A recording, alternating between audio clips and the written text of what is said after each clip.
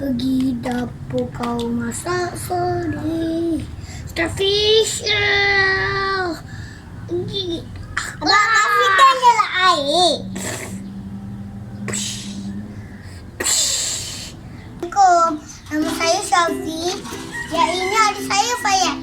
Hari ini saya akan buat aktiviti pada seronok. Tada!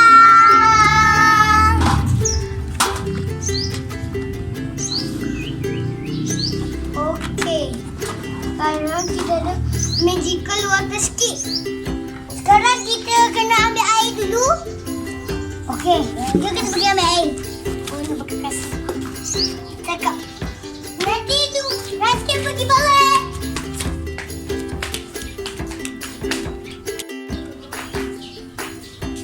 Okey, sekarang kita dah ada air water. Sekarang kita akan buka ni pula.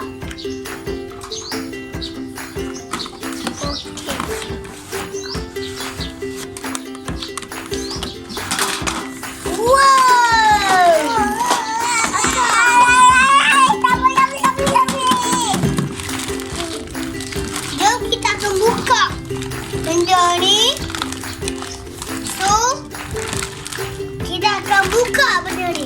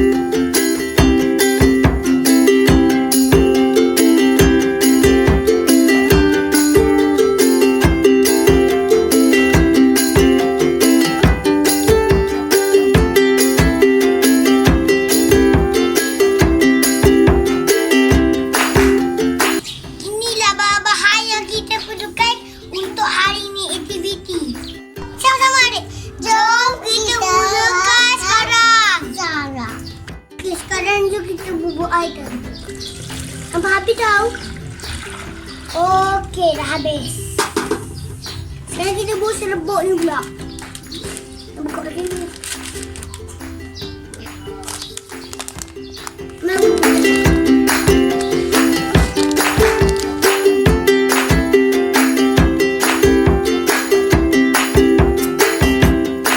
Jom kita kacang bros.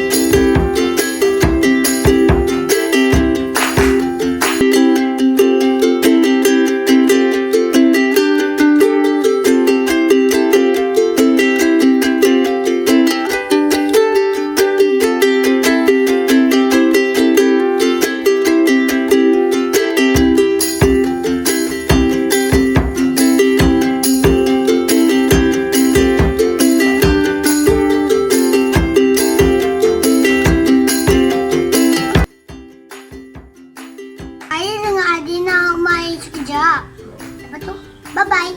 Esok kita jumpa lagi.